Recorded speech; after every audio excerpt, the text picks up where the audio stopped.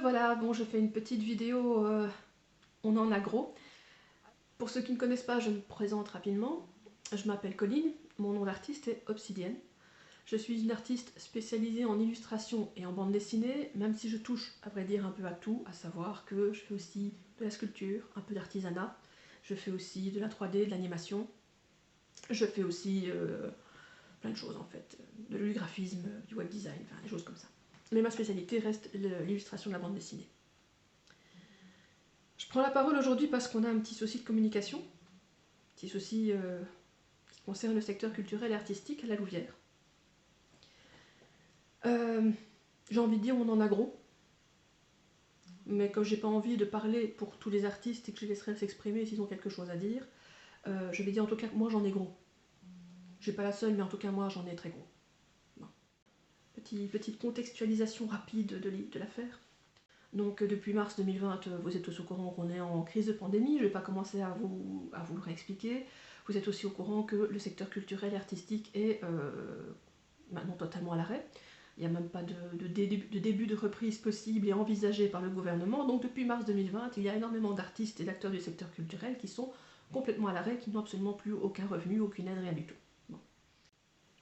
Je remonte rapidement en arrière. Des élus ont proposé, au conseil communal, de faire un recensement, un cadastre des artistes. Ce recensement permettait de savoir qui était artiste, enfin qui est artiste à la Louvière, mais aussi de connaître peut-être un peu ses conditions de fonctionnement, à savoir est-ce qu'il est artiste indépendant, donc est-ce qu'il a un statut indépendant, est-ce qu'il est à la SMART, est-ce qu'il est indépendant complémentaire, est-ce qu'il travaille à mi-temps ou pas, est-ce que... enfin voilà, un petit peu savoir sur ce genre de choses.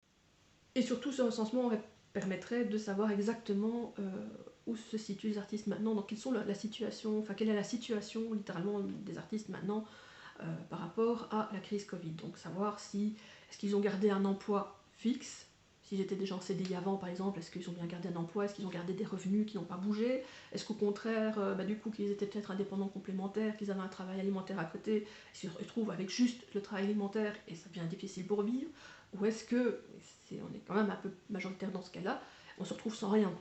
Peut-être au chômage, peut-être au CPAS, peut-être avec une pension handicapée, que sais-je, ou peut-être avec absolument pas un centime.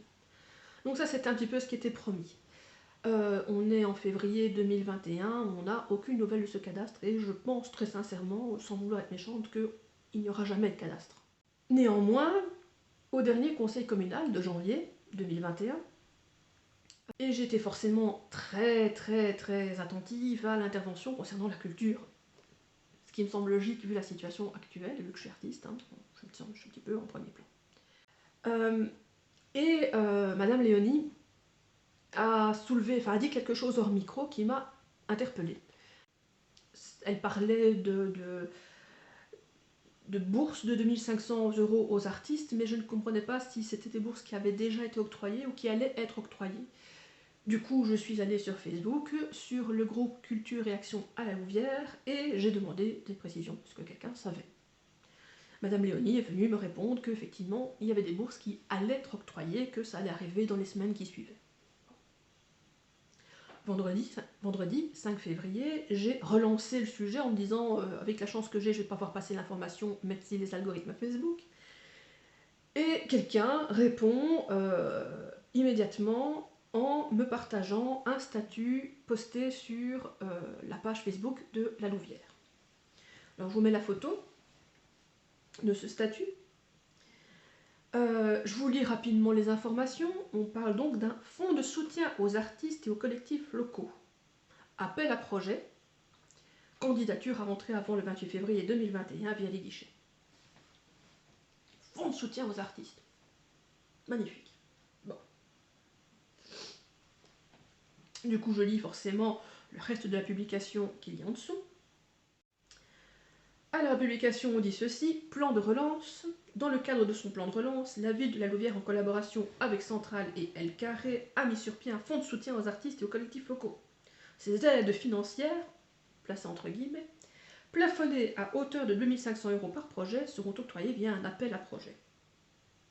Afin d'être présenté, le projet comprendra une présentation de l'artiste et du collectif, une note d'intention, un budget détaillé, la mention d'un éventuel partenariat et avec une structure locale, un échéancier pour 2021. Le projet devra être introduit avant le 8 mars 2021 via les guichets, blablabla, les infos sur le site, blablabla, etc. Les dossiers seront soumis à un jury pluridisciplinaire avant le 30 mars prochain. Les lauréats bénéficieront via une convention d'un accompagnement de Centrale, l'opérateur culturel de la ville de La Louvière. Premier constat, service communication de La Louvière. Quand on annonce le 28 février et qu'on change la date au 8 mars ensuite, faites la petite notification sur votre photo s'il vous plaît. Merci. Je vous mets évidemment les liens ici, vous trouvez tous les liens dans le descriptif de la vidéo. Ainsi vous pouvez aller lire pour constater effectivement que je ne vous gruge pas sur le contenu, c'est ce qui est dit textuellement, je le lis directement, j'ai mes petites notes sur ma tablette. Je suis donc allée sur le site et j'ai lu le règlement. Bon, je vais vous passer tout le blabla qui explique pourquoi c'est appel à projet, machin, c'est pas l'intérêt. On va répéter évidemment à qui s'adresse l'appel à projet, donc les artistes résidant sur les Louvières ou les collectifs, blablabla. L'attention sera accordée à la qualité de la proposition. Là, je tique quand même un petit peu, je vais commenter un petit peu au fur et à mesure. Je tique un petit peu sur le côté qui n'est absolument pas mentionné sur la publication Facebook, sur l'implication des publics et des populations dans le processus de création, de diffusion et de production. Ah.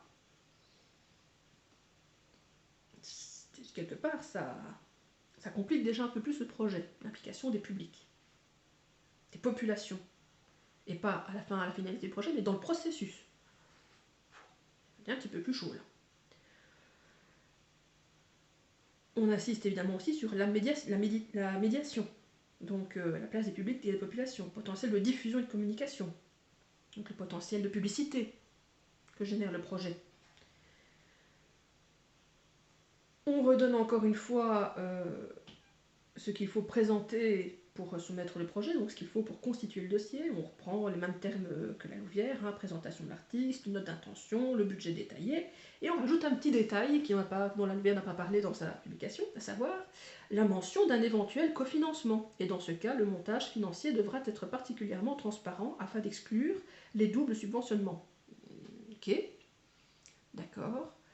Donc si par exemple j'ai une bourse pour ma bande dessinée et que je demande le projet, ça veut dire quoi? Ou si je fais un crowdfunding. Ouais, bon, je sais pas, ça me semble un peu flou là ce truc. Bon. Il précise aussi, et ça je trouvais ça bien de le repréciser de façon claire dans le règlement, puisque c'est un petit peu flou dans la publication Facebook, que le calendrier du déroulement du projet est limité à 2021. Alors, moi ce que j'en comprends, et j'espère qu'on me corrigera si je me trompe, c'est que le projet doit donc être abouti pour 2021, pour le 31 décembre 2021. Si c'est pas le cas, tant mieux, mais bon, moi c'est comme ça que je le comprends. Je veux dire, moi quand on me dit un calendrier du déroulement du projet limité à l'année 2021, ça veut dire que le projet doit être terminé pour le 31 décembre 2021. Les critères d'évaluation, là, c'est un petit peu déjà embêté, c'est la qualité artistique du projet concerné, j'ai aucun problème avec ça. La qualité du partenariat éventuel avec une structure locale. Là, ça me pose déjà un peu plus de problèmes. Ça veut dire qu'on va juger sur le fait qu'on ait ou non un partenariat, alors qu'ils disent bien que le partenariat est éventuel, donc il n'est pas obligatoire. L'intégration des publics, des populations dans la démarche de création, de diffusion et de production du projet. Encore une fois, ça complexifie encore une fois le projet. Je veux dire, on est en train de bien compliquer le truc, on n'est pas dans un appel à projet facile. Et l'intégration dans le projet artistique des enjeux sociétaux particulièrement mis à mal par la crise sanitaire. Alors là, ça veut dire quoi? Que mon projet doit forcément parler de la crise sanitaire?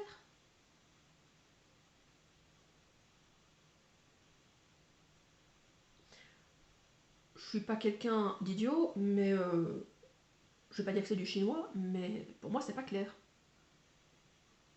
Ça mériterait d'avoir des éclaircissements, si vous me lisez, si vous m'écoutez, si vous me voyez.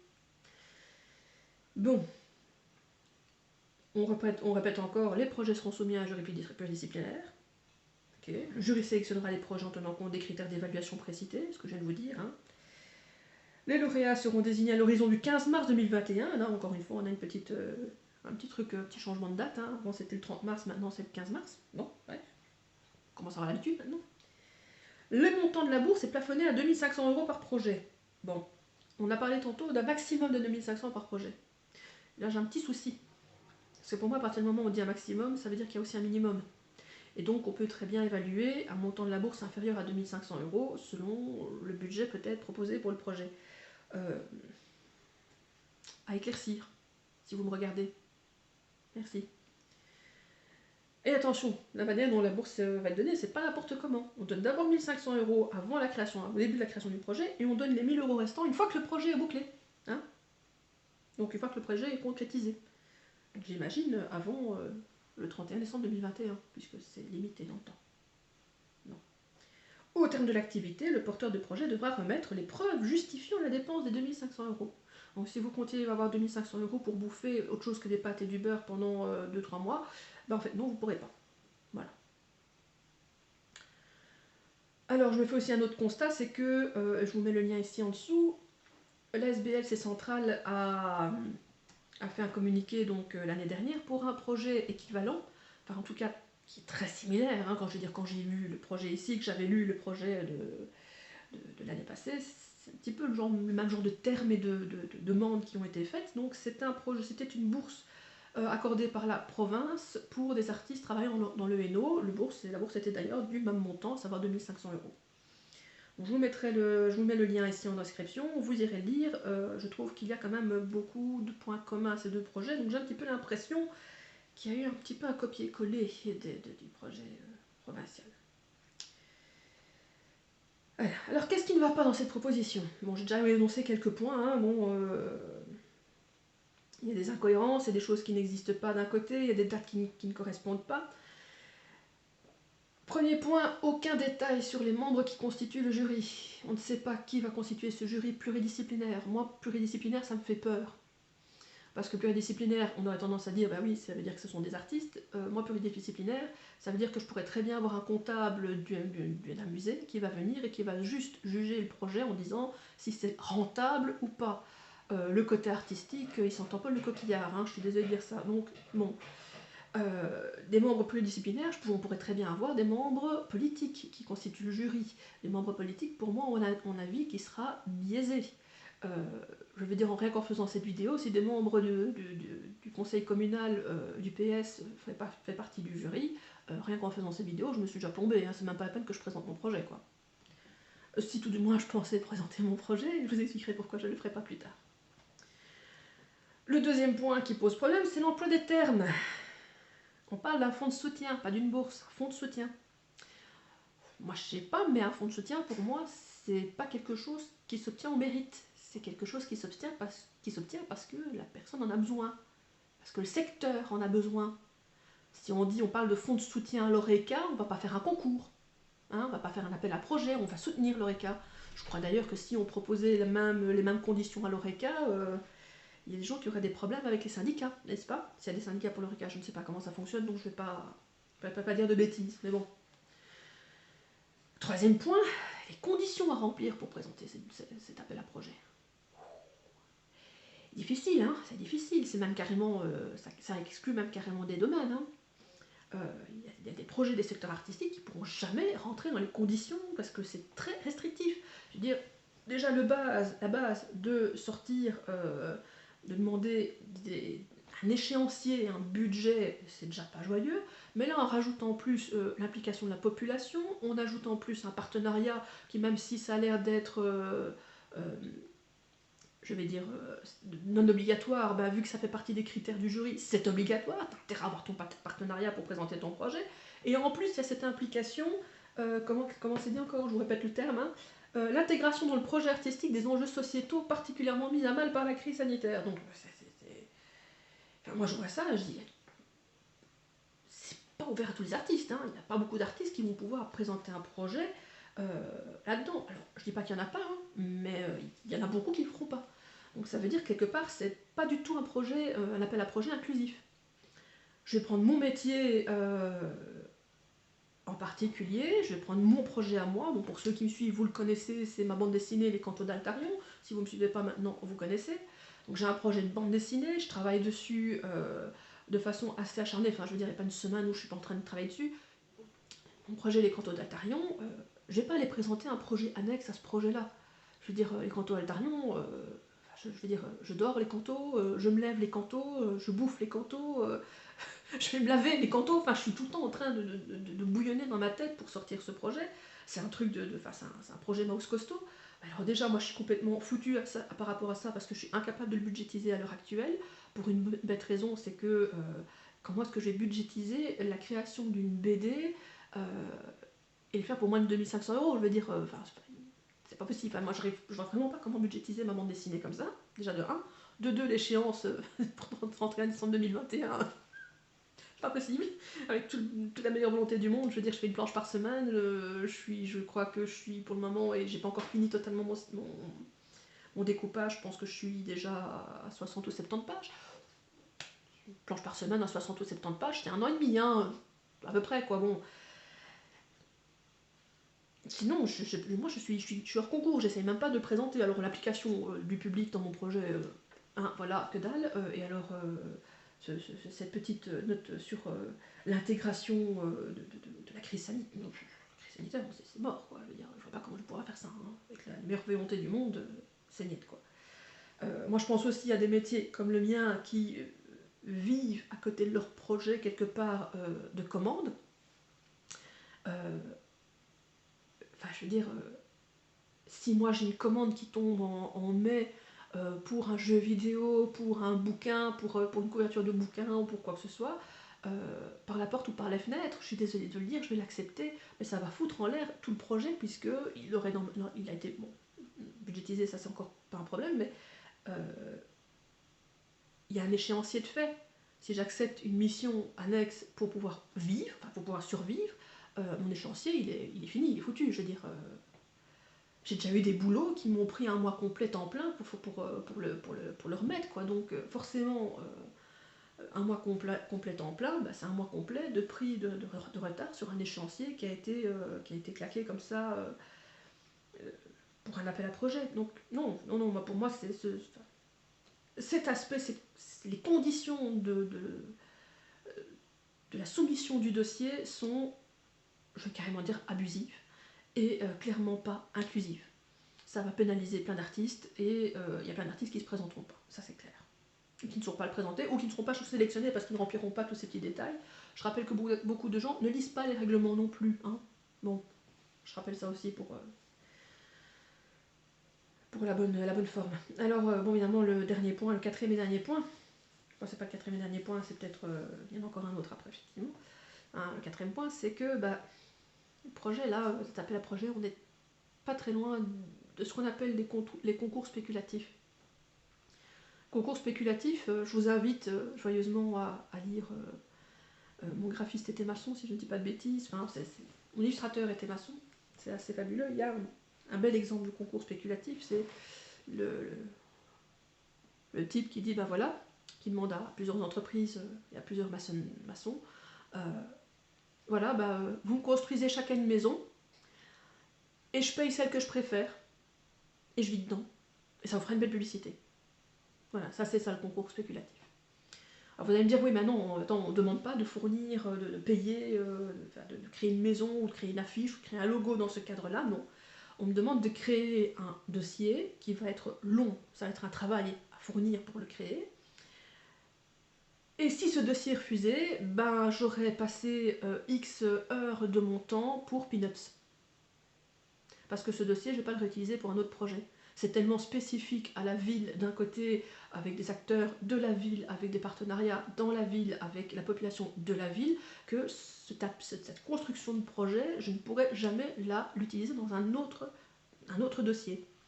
Donc pour moi, c'est un travail, c'est du travail gratuit. Je vais fournir un travail gratuit. Si je n'ai pas le subventionnement, ce travail, je l'aurais vraiment fourni pour que dalle, pour Peanuts. Alors on va me dire, oui, mais en même temps, les organisateurs du concours n'ont aucun bénéfice à organiser ce concours. Oui, mais si, en fait, si. À partir du moment où on fait participer la population et les partenariats à ce projet, il y a quand même un petit côté publicité derrière qui n'est pas négligeable, quoi. Un petit côté valorisation aussi, hein. Je veux dire, bon, faut pas oublier que les gens qui sont au conseil communal, quelque part, qui soutiennent ce projet, parce que ce sont des élus communaux qui soutiennent ce projet, bah, il y a une récupération politique derrière qui va se faire. Faut pas rêver, hein, faut pas se leurrer, quoi. Je veux dire, le but d'un parti politique, c'est d'avoir des électeurs. Faut jamais oublier ça. Et quel excellent moyen, finalement, de frotter l'électorat, de frotter la manche de l'électorat en disant, mais regardez, nous on a aidé les artistes, on a fait un appel à projet. En plus, regardez, les artistes, ils sont mêlés à la population. C'est un beau projet socialiste, hein, c'est social. Si, ils ont un bénéfice en le faisant, ce projet. Je précise d'ailleurs, je rappelle d'ailleurs qu'ils en parlent bien, hein, ils en parlent bien là-dedans. Les potentialités de diffusion et de communication. Potentialité de communication et de diffusion. Potentialité de publicité. Publicité, que ça passe bien, que c'est... on va pas venir me raconter des crabistouilles en me disant que c'est pas ça le but. Alors, je disais, j'insistais sur le fait que créer ce dossier ne servira à rien. Je sais qu'on va me dire, oui, mais attends, quand tu remplis un dossier de bourse en bande dessinée, ça ne sert à rien non plus. Si, en fait, si. Je vais vous expliquer pourquoi c'est très différent, et que c'est pour ça que ce dossier, pour moi, c'est un dossier abusif. Quand je dois rentrer un dossier pour demander une bourse dans le secteur de la bande dessinée, bon, déjà, j'ai 3 chances par an de pouvoir le rentrer. Et a priori, rien ne m'empêche de rentrer 3 fois par an. S'il a été refusé une première fois, je peux le rentrer une deuxième fois. En faisant des modifications, bien sûr, je ne vais pas rentrer 3 fois le même, mais voilà. Qu'est-ce qu'on me demande pour la constitution d'un dossier pour une bourse BD? On me demande de présenter mon œuvre, le CV de mon œuvre. Évidemment, de me présenter moi. Ça doit être succinct. On va me demander de présenter mon projet de façon un peu plus complète, à savoir, vu que c'est de la bande dessinée, le scénario, ou en tout cas un synopsis détaillé, structuré bien sûr, des dessins, des croquis, un découpage, ou en tout cas un début de découpage, peut-être 1 ou 2 planches. Et éventuellement, si un éditeur s'est montré intéressé, peut-être fournir en plus le fait qu'un éditeur est intéressé. C'est quand même un gage de confiance pour une bourse BD. Ça, c'est ce qu'on me demande de fournir pour une bourse. Ce qu'on va me demander, c'est pas un travail que je vais faire en plus de ma bande dessinée. C'est un travail que je fais déjà pour ma bande dessinée. Quand on crée une bande dessinée, on fait un scénario, on fait d'abord un synopsis pour avoir une idée un petit peu de comment on va faire la bande dessinée, on va dire le gros résumé de l'histoire. On va ensuite scénariser pour être sûr d'avoir tous les points de détail, machin va faire ça, il va se passer ça, machin, etc. Tous les détails par écrit. Certains ne le font pas, ils font directement en découpage, mais bon, bref. On va ensuite faire effectivement le découpage. Le découpage, c'est un petit peu voir, tiens, comment est-ce qu'on va construire les cases, peut-être parfois déplacer une case, en changer une. C'est vraiment le brouillon quelque part de la bande dessinée. On peut appeler ça aussi un storyboard. Et enfin, une fois que tout ça est fait, on va faire la bande dessinée au propre. Donc finalement, fournir... Oui, évidemment, il y a aussi tout un travail de recherche aussi, je précise, des dessins, des croquis, des recherches de personnages, enfin voilà. Et tout ce qu'on va fournir finalement à cette demande de bourse, c'est un travail qu'on fournit déjà de base pour la bande dessinée. Donc il n'y a pas de perte de temps. Que, j'insiste vraiment là-dessus, tout ce qu'on va me demander de fournir pour cet appel à projet, je ne pourrai jamais le réutiliser. Je perds du temps sur mon projet de BD pour pouvoir essayer d'obtenir 2500 €, parce que je ne les obtiens pas d'office. Et je vais l'essayer une fois, parce que je ne vais pas avoir plusieurs chances. Donc, oui, pour moi, c'est là le côté spéculatif, c'est ça, c'est le fait que finalement on va me demander de fournir un travail qui n'est absolument pas quelque chose que je vais pouvoir réutiliser pour présenter un projet que je ne vais peut-être pas comme un concours, hein, j'ai une chance sur X de gagner, et tout ça pour peanuts quelque part. Donc non, voilà, ça c'est l'aspect concours pour moi spéculatif qui me pose peut-être le plus de problèmes dans l'affaire. J'ai aussi un autre problème, mais c'est lié directement à cette affaire de cadastre d'artistes et de recensement d'artistes. J'ai lu le formulaire de candidature. Il n'y a aucune demande de prouver par via ce formulaire qu'on est artiste. On parle de présentation de l'artiste, et c'est tout. On ne demande pas de fournir des pièces obligatoires. Il y a juste la possibilité d'ajouter une pièce jointe. Donc c'est totalement facultatif. Vous savez, j'ai fait plusieurs conventions virtuelles en 2020 pour essayer justement de gagner un petit peu de sous, de m'en sortir, de sortir la tête hors de l'eau. Autre sujet. Toujours est-il que dans les inscriptions de ces conventions virtuelles, j'avais quand même l'obligation de prouver que j'étais artiste, mais non seulement ça, mais surtout prouver que j'avais le droit d'exercer mon activité, le droit de faire de l'argent quelque part. Donc j'ai dû fournir mon portfolio en ligne, mon site web, des liens de réseaux sociaux, Instagram, Facebook, DeviantArt, ArtStation, Behance, peu importe, mais des liens de réseaux sociaux qui prouvent encore une fois que j'ai une activité artistique régulière, et un numéro de TVA. Pour les Français, c'est le numéro de siret. Sans ça, impossible de participer à ces conventions virtuelles. Et là, on fait un appel à projet pour un financement, pour un fonds de soutien, et on ne demande pas aux gens de prouver qu'ils sont artistes. Les gars, vous êtes une institution communale, une SBL, des gens qui travaillent dans le secteur, et vous êtes plus demandant d'un projet chiant, compliqué, long à faire, chronophage et inutile parce qu'il ne sera pas réutilisé pour la suite de la procédure artistique de beaucoup de métiers. Vous ne demandez pas de prouver qu'on est artiste et vous ne demandez pas de vous assurer que la personne qui va soumettre son projet est artiste. Ça veut dire que mon pote restaurateur, il peut très bien soumettre un projet artistique sans être artiste. Hein. Excusez-moi. C'est même pire que ça. Ça veut dire que Madame Gisèle, je donne un nom comme ça au hasard, je ne sais pas si je connais Gisèle de toute façon dans mes contacts, peu importe. Madame Gisèle qui travaille temps plein comme caissière, imaginons, j'en sais rien, ou secrétaire ou comptable, voilà, Madame Gisèle, comptable, temps plein, CDI, continue à travailler normalement, n'a même pas perdu 5% de son salaire depuis le mois de mars 2020, fait à côté de ça une petite activité artistique pour le plaisir, elle fait, je ne sais pas, imaginons, des peintures, peu importe, je m'en fous, c'est pas juger hein, une activité artistique ou une autre, donc elle fait de l'artistique en hobby, elle répond au projet, elle gagne 2500 €. À quel moment, sincèrement, en a-t-elle besoin? Comparé à un illustrateur, un auteur, un dessinateur de BD qui ne peut pas soumettre le projet, qui ne peut pas proposer son projet là-dedans, c'est pas possible. Donc, il y a un problème, il y a un gros problème. Dans toute la proposition est problématique. Je suis désolée de le dire comme ça. Moi, c'est comme ça que je le vis, c'est comme ça que je le perçois, c'est comme ça que je le lis.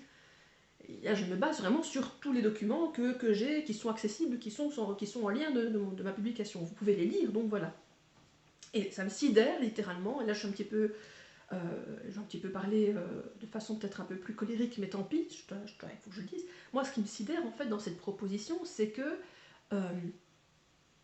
très sincèrement, on ne proposerait jamais un truc pareil pour l'Oreca, pour un fonds de soutien pour eux. Mais jamais on va proposer ça. Bah, imaginez, j'espère que j'ai des restaurateurs qui m'écoutent, là, qui me regardent. J'aimerais vraiment avoir votre avis en tant que restaurateur. Si on débarquait chez vous donc en disant voilà, on fait un appel au secteur Oreca, un fonds de soutien au secteur Oreca, mais pour obtenir ce fonds de soutien, on va vous demander de nous faire goûter, à notre jury un menu préalablement présenté avec une note d'intention. Et les membres du jury vont goûter ces menus et vont sélectionner ceux qui auront droit ou non à ce fonds de soutien. Est-ce que vous, en tant que restaurateur membre de l'Oreca, restaurateur, bar, peu importe, ça pourrait être des cocktails hein, pour les bars, donc est-ce que vous accepteriez ça? Qu'on débarque en vous disant on va vous accorder un fonds de soutien, mais uniquement sur vos capacités de cuisine ou de cocktail, ou peut-être sur un concours de serveur, ou que sais-je.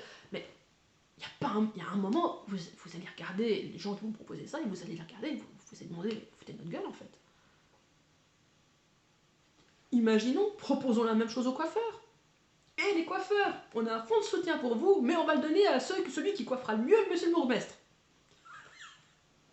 Ça va? Ça vous mettrait pas en colère, vous? Vous seriez pas en train de dire, mais attends, on se fout de notre gueule? Un fonds de soutien, ça ne se donne pas au mérite. Autant je suis d'accord que si on propose un projet, on se dit voilà, la ville a un projet, on aimerait trouver la personne qui va faire ce projet, ok, mais à ce moment-là, on ne fait pas ça sous ce format-là, on fait ce qu'on appelle un appel d'offres. L'appel d'offres, c'est réglementé. Hein, c'est pas ça. C'est pas un concours spéculatif déguisé en appel pour des fonds de soutien. Tout dans la formulation de ce truc est choquant. Je suis désolée, je l'insiste là-dessus.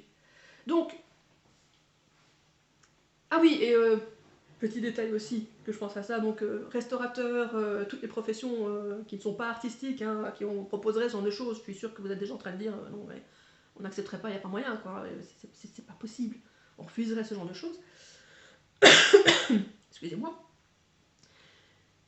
Pire que de vous proposer ce genre de choses, ils vont vous rajouter la petite mention qu'il va falloir aussi pas oublier de prouver que vous avez bien utilisé ce budget pour faire votre menu. Pas pour bouffer, pas pour payer l'électricité de votre restaurant, hein, pour faire le projet. Bon allez, d'accord, on va peut-être accepter quand même que vous payez le gaz de votre tac de cuisson, là, parce que bon, quand même, ça va servir à faire le menu, hein. Ah mais non, mais par contre, si vous avez besoin de boire pendant le truc et que vous n'avez pas d'argent pour vous acheter à boire, tant pis, hein.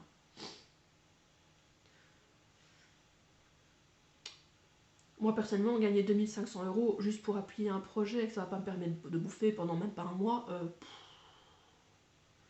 je suis en état de survie, hein, je le dis sincèrement, hein, beaucoup d'artistes sont en situation de survie. Je rappelle quand même qu'à Bruxelles, il y a des bénévoles qui vont récolter des repas pour distribuer aux artistes, parce qu'ils n'ont plus rien à bouffer.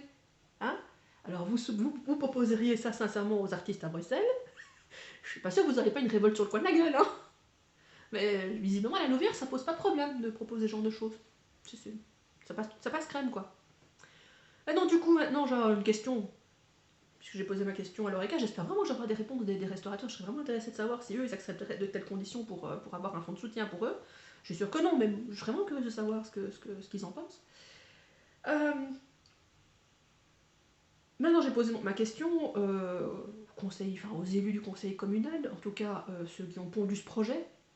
Éventuellement, si c'est des ASBL, ben, c'est des ASBL là, mais enfin bon, vu que je sais qu'il y a un soutien derrière de certains élus, je sais qu'il y a forcément une implication des élus et du parti dominant de la Louvière dans ce projet. Donc, à vous, hein, élus politiques, éventuellement l'ASBL qui s'occupe du projet, j'aimerais que vous m'expliquiez pourquoi. Pourquoi, s'il est impensable d'octroyer des aides de cette manière à d'autres secteurs à l'arrêt, on se permet, vous permettez, de le faire vis-à-vis des artistes. Je voudrais vraiment vous m'expliquer ça. Parce qu'à part nous prendre pour des gamins incompétents et irresponsables, moi j'ai pas de réponse. Donc, là je le dis, moi en tant qu'artiste, et en voyant ce ramassis de n'importe quoi, j'en ai gros.